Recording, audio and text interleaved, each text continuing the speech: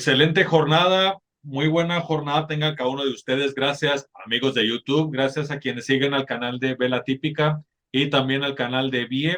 en directo desde Ciudad Juárez, Chihuahua, México y desde Guadalajara, Jalisco,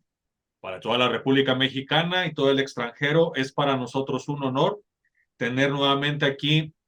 a el gran analista Miguel Salinas Chávez. Muy buena jornada, Miguel, bienvenido. Muchas gracias a ustedes por invitarme nuevamente. Es un honor para mí estar aquí compartiendo con ustedes. Que hemos tenido una pausa involuntaria por cuestiones de salud, pero aquí estamos reactivados para platicar de muchos de los temas que ahorita están llamando la atención en la agenda mundial y nacional. Bienvenido nuevamente. Y pues efectivamente, para dar entrada al tema, pues vamos platicando sobre el embate a la corte de nuestro H presidente, el señor López.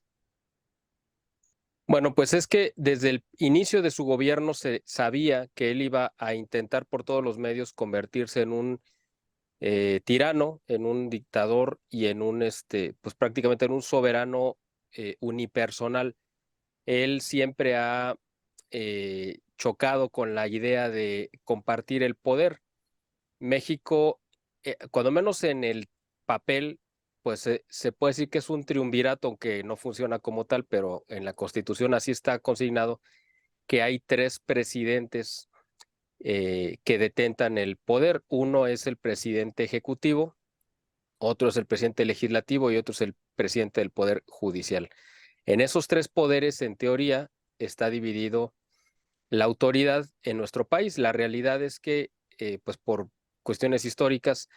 en México siempre el que ejerce el poder ejecutivo, pues básicamente es como si ejerciera un poder unipersonal y los otros dos poderes, pues lo complementan, vamos a decir,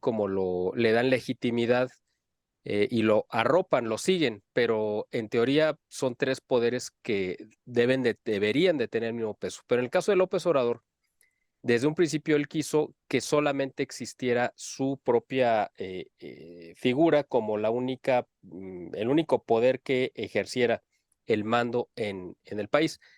Y por eso no tenía que emprender un embate contra el poder legislativo porque ya lo tenía en la bolsa con la elección del 2018, pero contra quien sí emprendió desde un principio una guerra encarnizada fue contra el Poder Judicial, al que no logró dominar por completo, aunque colocó algunas piezas claves, cuando menos dos o tres ministros. Al primero que dobló, pues fue al infame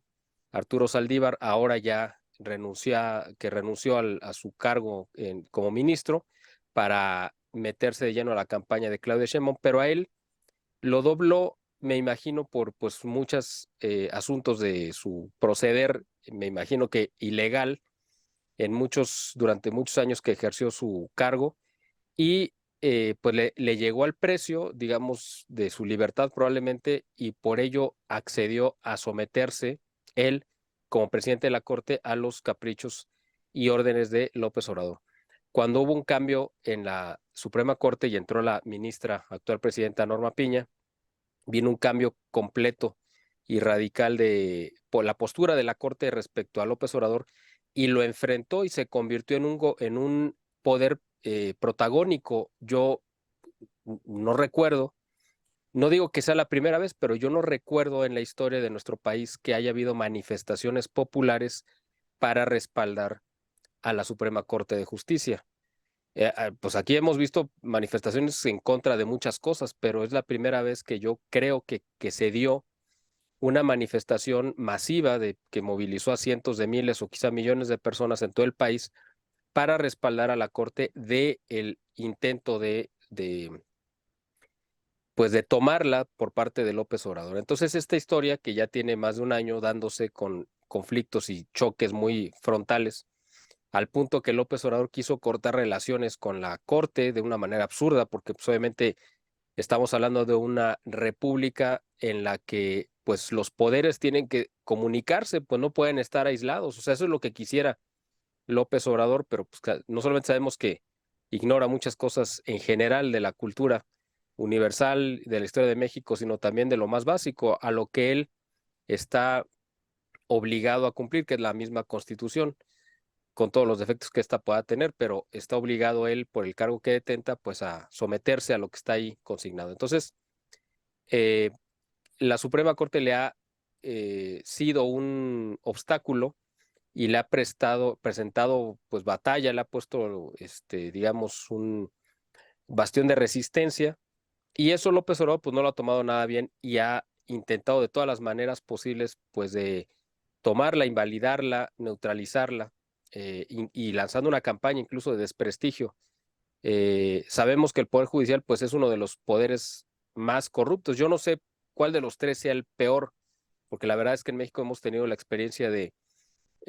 pues gobiernos terribles, y no se diga los diputados y senadores, que han sido el ejemplo de la mayor deshonestidad que yo creo que se ha dado en nuestro andar político, ¿no? De nuestro país, pero el Poder Judicial, pues obviamente está desde hace mucho tiempo, pues sabemos que está inundado de corrupción, pero ahora López Obrador lo quiso explotar a su favor y le salió al revés, porque la gente salió a respaldar al Poder Judicial. Bueno, entonces este embate ahora está viviendo otro nuevo capítulo con la renuncia de Arturo Saldívar y la terna que acaba de enviar, la primera terna, que no va a ser la única,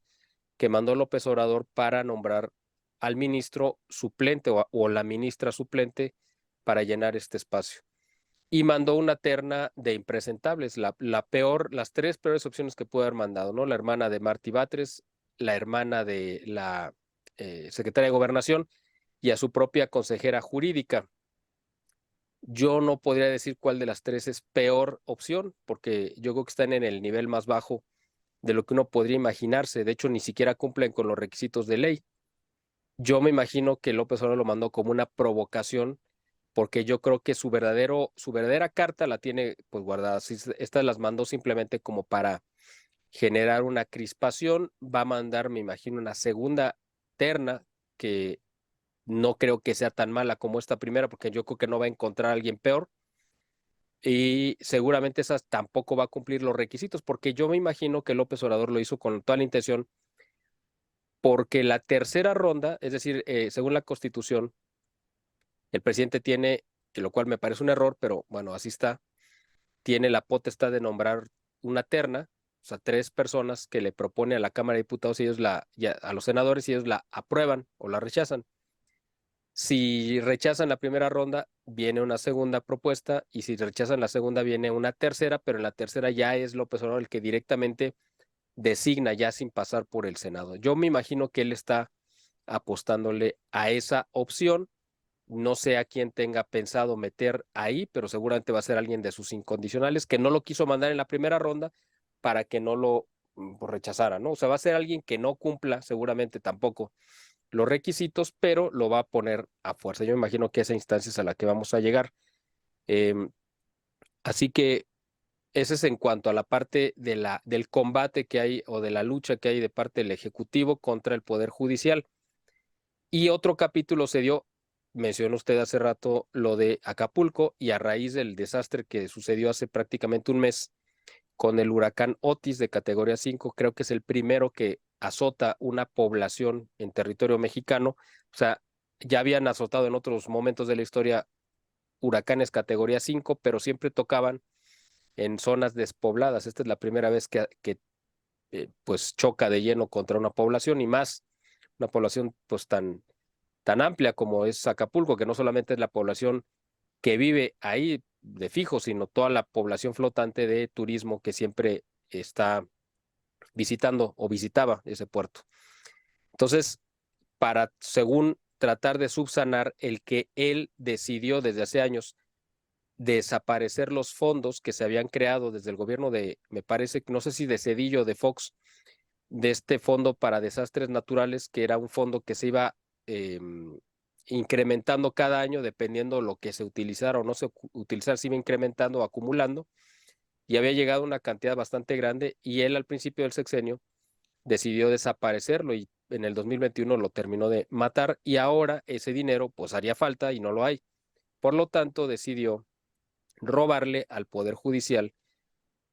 13 fideicomisos que sumaban un total más o menos como de 20,000 millones de pesos, una cosa así. Y él está queriendo usar ese dinero de manera ilegal para la reconstrucción de Acapulco. Y pues el Poder Judicial presentó, obviamente, pues amparos, porque es dinero de los trabajadores, de fondos de ahorros de los trabajadores, no es de los ministros, sino de la gente, pues, que son miles de trabajadores que hay en el Poder Judicial. Entonces, en esta trampa, López Obrador quiso meter al Poder Judicial, y ahora que ya perdió o lo va a perder vía judicial este pleito, le va a echar la culpa al Poder Judicial de que ellos son los que no quisieron reconstruir Acapulco. Esa es la perversidad, digo, ahorita en dos, digo, aproveché de tocar un poquito los dos temas, pero para ilustrar un poco a la gente que haga favor de vernos, sobre todo a la gente que haga favor de vernos,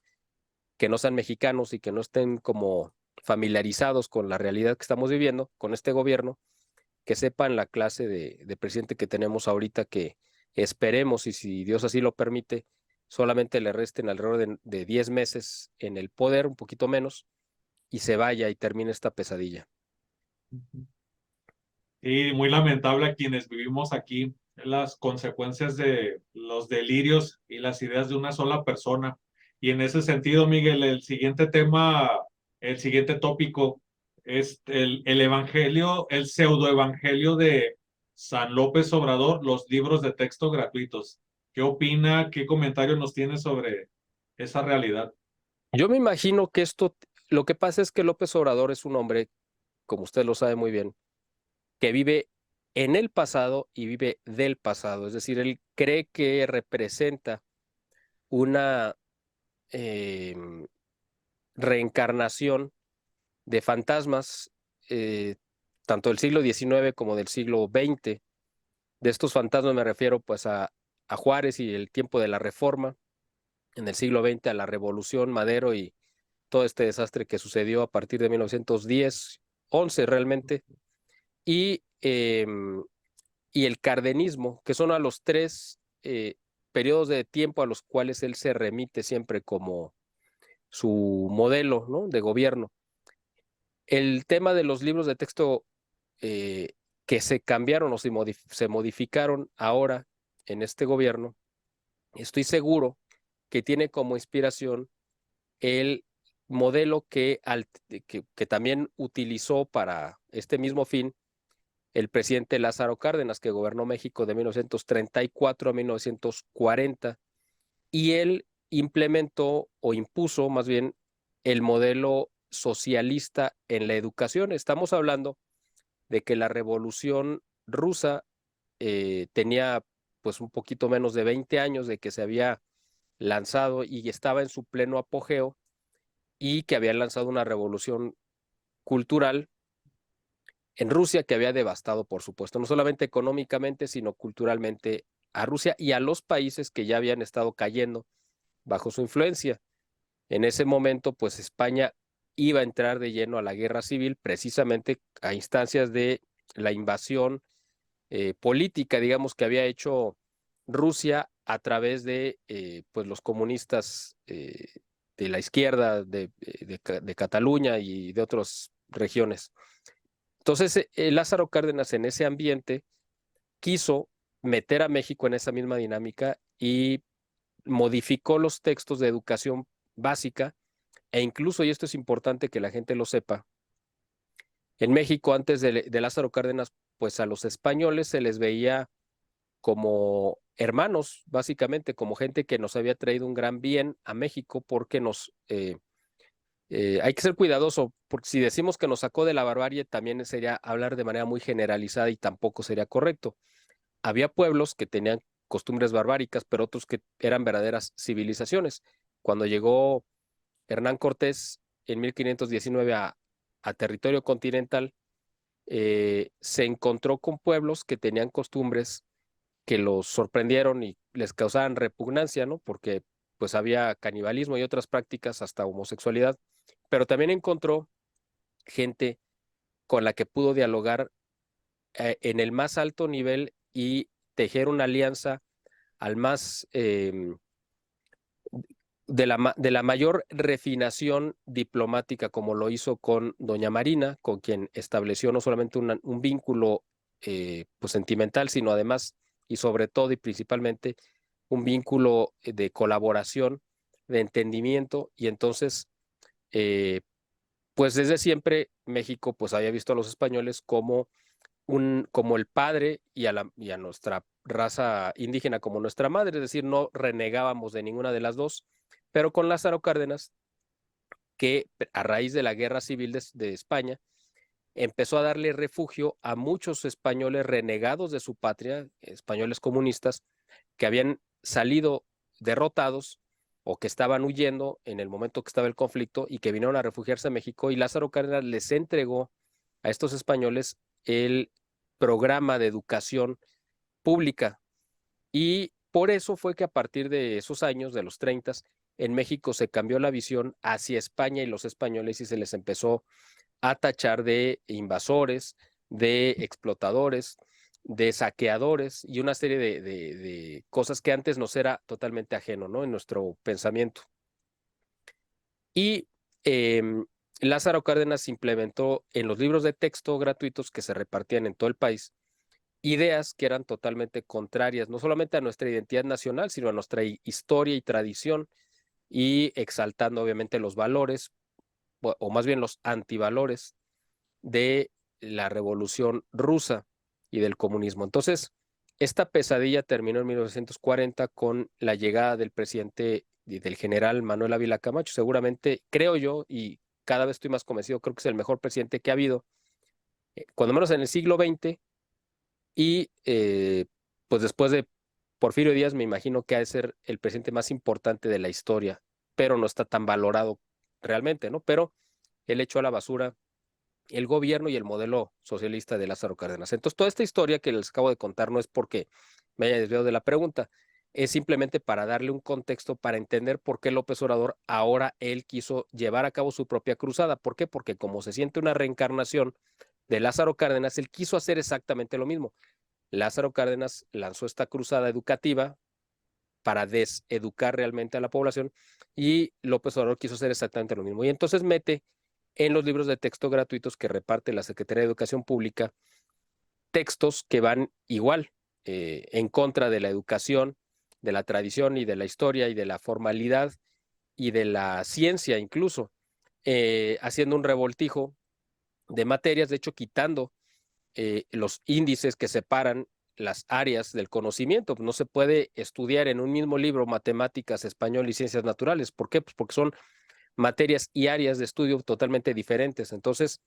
se pueden complementar, pero no se pueden revolver. Entonces, es lo que hicieron estos libros, y además meter muchos de los conceptos ideológicos que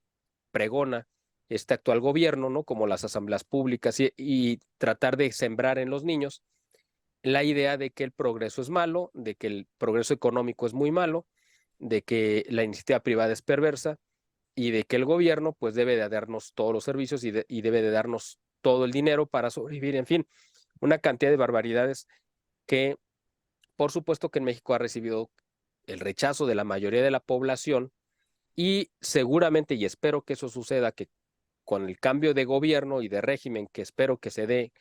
el próximo año, sucede exactamente lo mismo que pasó con Lázaro Cárdenas, que tomen los libros de texto y el proyecto educativo del Observador y lo tiren a la basura, que es el lugar al que pertenecen. ¿Habrá sido idea de Max, de Beatriz, del propio López, Miguel?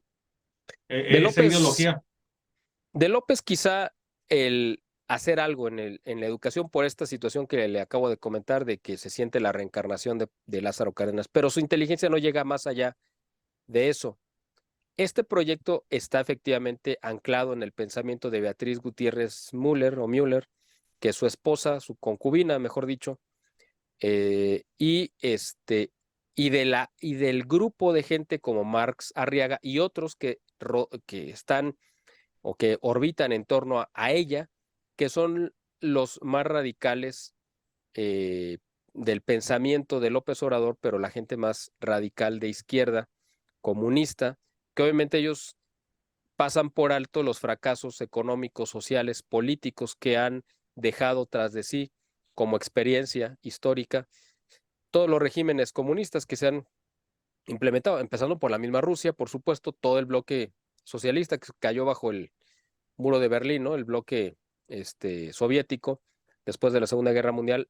todos los países en Hispanoamérica que han sido gobernados por los modelos comunistas,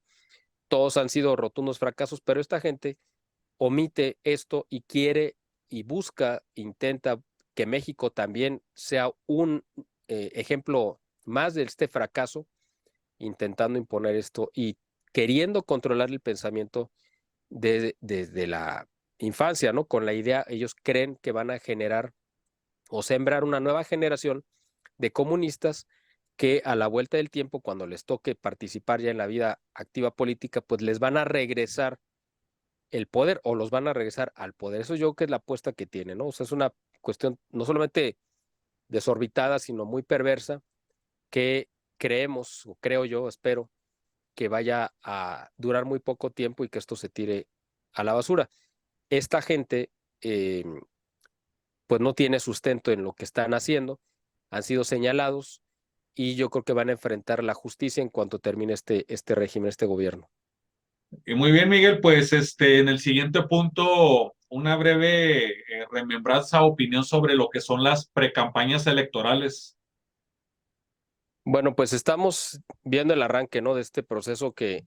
se supone que esperemos que se lleve a cabo el primer domingo de junio del 2024.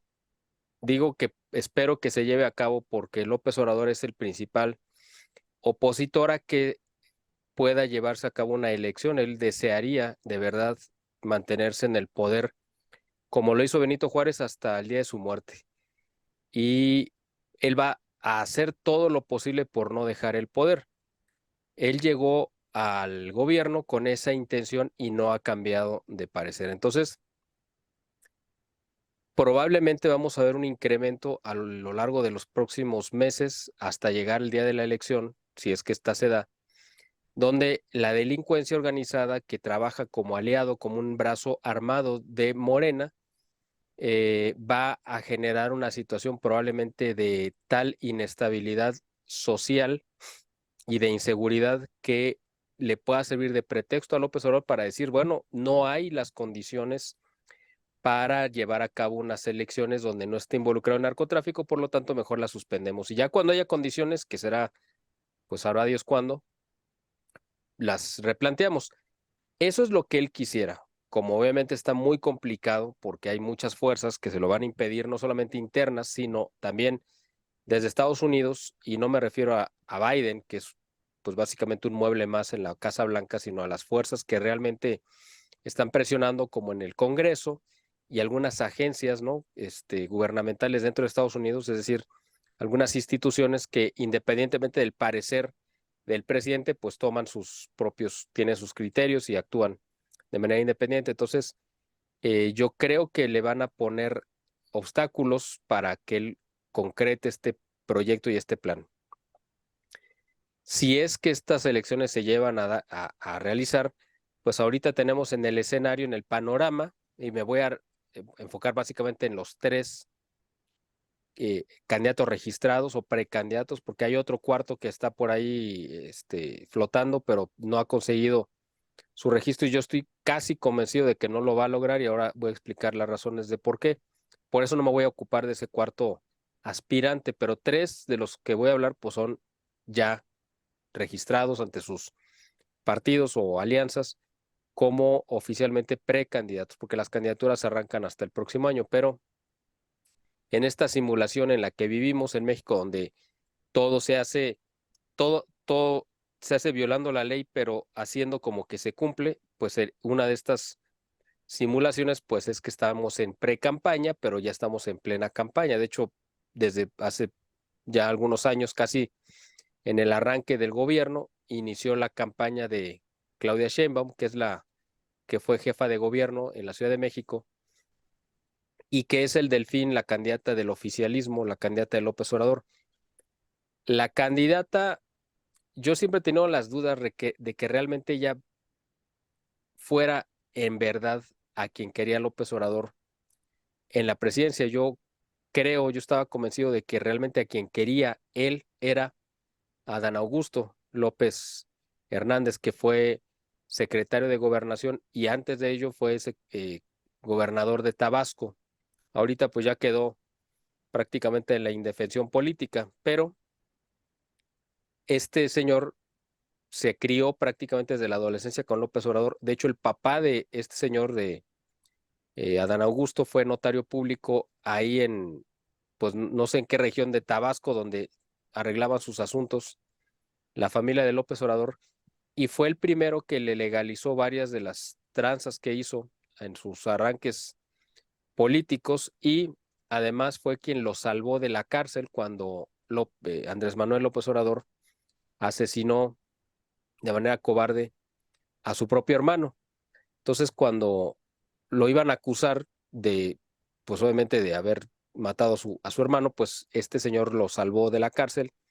y después lo volvió a salvar en una segunda ocasión cuando atentó contra la vida de un compañero suyo de un equipo de béisbol, a quien dejó cuadrapléjico y que murió a consecuencia de un golpe que le dio con una bola de béisbol que le arrojó en la espina dorsal y que pues lo dejó en esta condición. Bueno, en esas dos ocasiones el papá de Adán Augusto fue el que lo salvó. Por eso hay un vínculo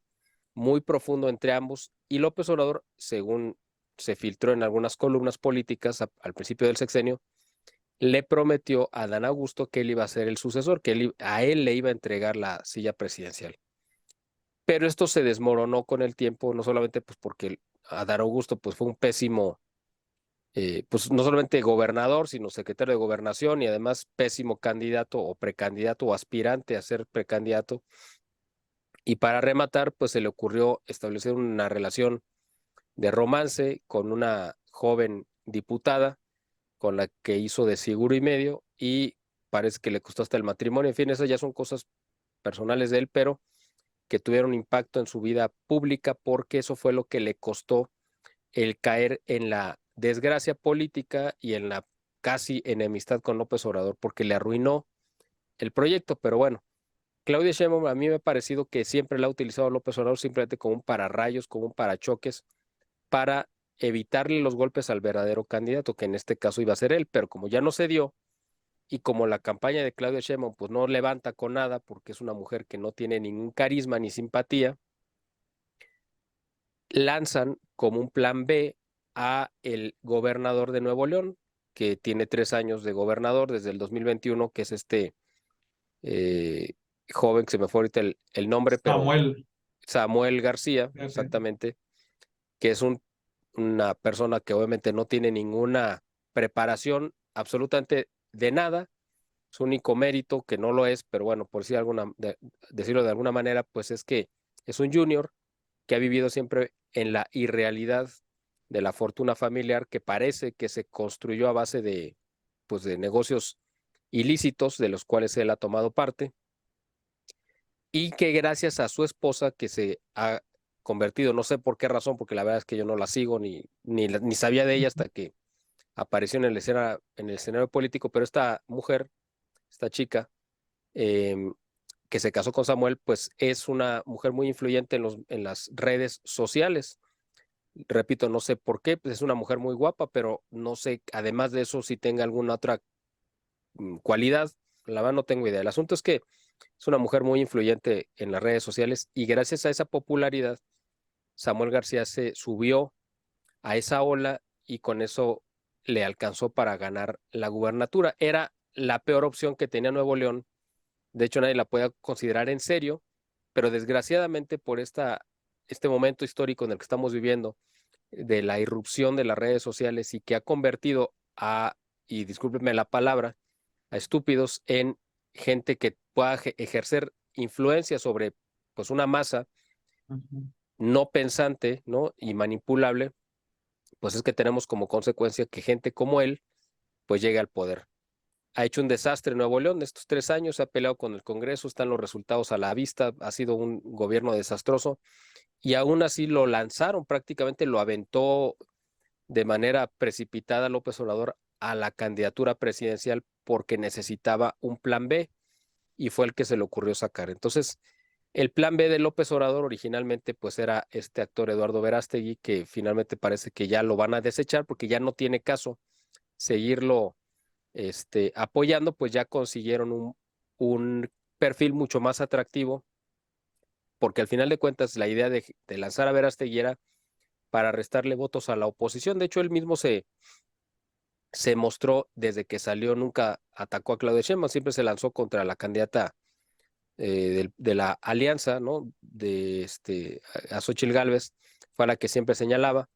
Y bueno, pues después hay muchas cosas que comentar sobre él, pero no me voy a enfocar porque ya comenté hace un momento que ni siquiera es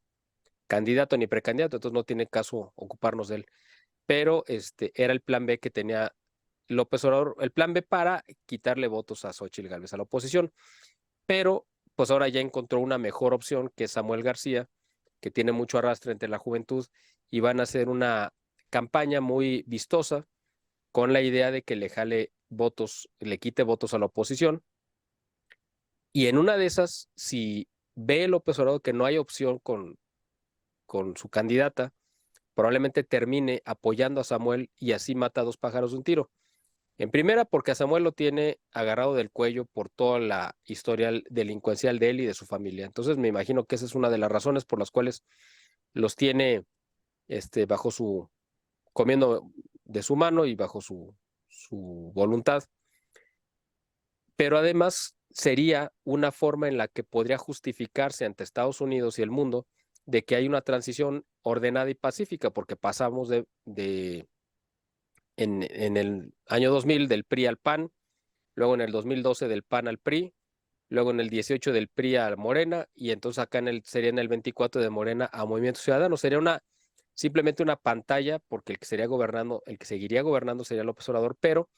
ante la opinión pública mundial, pues hay una transición y López Obrador supuestamente es un demócrata que acepta los resultados, aunque le fueran adversos a su partido. La realidad es que él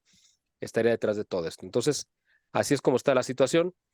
De Claudia Sheinbaum, pues ya comentamos, no tiene, ella es básicamente una imitadora, es como un eco de López Obrador, lo que diga López Obrador lo repite ella no tiene criterio ni plan propio, es una mujer que no tiene ninguna simpatía ni carisma, ningún mérito que no sea vivir siempre a la sombra del López Obrador, ella lo aceptó, lo reconoció, y pues solamente quien quiera perpetuar a López Obrador en el poder pensaría en votar por ella. Y en el caso de Xóchitl Gálvez, que es la candidata de la Alianza va por México, que la forman tres partidos, que es el PRI, el PAN y el PRD, tres partidos que en teoría son opuestos. De hecho, se han enfrentado a lo largo de los años de manera muy enconada, pero ahora por la urgencia de sacar a Morena del poder, pues se aliaron, ¿no? El PRD realmente pues no representa nada ni a nadie. Es un partido que ya desde el 2018 hubiera perdido el registro, pero quien le dio vida extra o tiempo extra fue pues la alianza que hizo precisamente con el PAN y con Anaya para lanzar como candidato a este señor, ¿no? Pero pues el PRD realmente no representa nada. Los otros dos partidos, pues el PRI y el PAN, pues es la peor versión de los dos, la peor versión histórica del PRI, la peor versión histórica del PAN, el PAN también muy disminuido, ha perdido muchísima militancia porque el dirigente nacional, Marco Cortés, michoacano, pues ha sido un personaje totalmente deleznable, corrupto, que ha hecho un desastre, ha utilizado como botín político y económico el PAN para sus propios fines y ha logrado que el PAN caiga en la desgracia en la que está convertido ahora. Y el PRI, pues obviamente un partido que toda la vida se ha nutrido de la corrupción, pues no puede hacer menos. Ahora el actual dirigente, también pues ha caído en las mismas prácticas y ha provocado la deserción de pues figuras importantes dentro del PRI. Entonces estamos viendo la peor versión de los tres partidos que se aliaron y encontraron una candidata que resultó en un primer momento pues muy irruptiva, ¿no? Muy contestataria hacia el observador. Ahora pues la gente considera que estaba como muy apagada. Lo que pasa es que el gobierno ha actuado para presionar a los medios de comunicación de que no le den cobertura a los actos de campaña de Xochitl Gálvez, pero la realidad en las redes sociales donde se puede ver, pues parece que sí está generando bastante expectativa. Los eventos a los que ella acude, pues sí se llenan, a diferencia de los de Claudia Sheinbaum. Y pues me imagino que también al inicio, cuando vemos en el arranque, va a tener muchos seguidores Samuel, pero vamos a ver cómo se pueda ir desinflando. El asunto es que va a tener un frente abierto en Nuevo León, porque el gobernador interino que se va a nombrar, pues lo va a nombrar el Congreso y el Congreso lo tiene la mayoría opositora a Movimiento Ciudadano. Entonces, podría ser que el gobernador interino que va a estar en el tiempo que Samuel esté en campaña, pues pueda abrirle carpetas de investigación o hasta meterlo a la cárcel. Sería lo conducente y lo que manda la ley, pero no sabemos si se va a aplicar. Entonces, la situación de Samuel, pues también está como muy, pues en el aire, no sabemos qué vaya a suceder. No tiene ninguna propuesta, ni idea, ni plan de gobierno. Su único plan es subirse en los hombros de su esposa y que la popularidad de ella sea suficiente como para llevarlo a la presidencia. Yo, sinceramente, veo con temor que la gente se deje engañar por una opción como él, porque estamos viendo que están llegando a la presidencia, a las presidencias en muchos países, políticos muy jóvenes, pero que han causado desastres completos en sus países. Vemos el caso de Macron en Francia, el caso de Trudeau en Canadá, y podemos ir mencionando muchos otros casos de presidentes desastrosos jóvenes que han sido verdaderamente una calamidad. Tenemos a Boric en Chile, que vamos a ver cómo se va desenvolviendo. Pues, por ahora no ha causado pues con mucho aspaviento, pero pues la figura quizá más mediática en estos últimos días, que es el de Milei en Argentina, que ganó, pues es esta figura estrambótica, más propia de un programa pues casi de comedia que de un jefe de gobierno, y pues yo me imagino que va a asumir a Argentina, eso es lo que yo creo, en una crisis peor de la que ya está, y eso es decir bastante, porque el comunismo, donde se sientan sus reales, pues causa hambruna, quiebra económica y todo tipo de calamidades, y Milei me imagino que las va a agudizar más todavía, porque va a implementar un proyecto, un programa de gobierno de liberalismo radical, como él se autodenomina, libertario. Tengo entendido, o hasta donde yo sé, es el primer presidente que va a implementar, que oficialmente se presenta como libertario y que va a implementar un proyecto de gobierno con estas siglas, ¿no? De presentarse como el libertarismo es la fase más radical que se haya desarrollado del liberalismo, que tuvo su auge pues en el siglo XIX y parte del siglo XX, y después vino pues como una segunda vuelta a raíz de que cae el muro de Berlín a finales de los 80s y principios de los 90s, y vino esto como un recalentado de liberalismo que se le llamó neoliberalismo, y ahora después vino una oleada de gobiernos de izquierda después de ver las atrocidades que causó el neoliberalismo, y ahora viene, parece, una segunda vuelta, una tercera vuelta de liberalismo, ahora presentado como libertarismo. Le inventan términos distintos, pero viene siendo lo mismo y cada vez más radical. Entonces, yo espero que no vaya a ser el caso de que Samuel, la gente lo vea como la esperanza, como vieron a Milei, y vamos a caer en una situación todavía más grave de la que ya tenemos, que se ve complicado, pero las cosas siempre se pueden empeorar, ¿no? Vaya panorama para México, Miguel.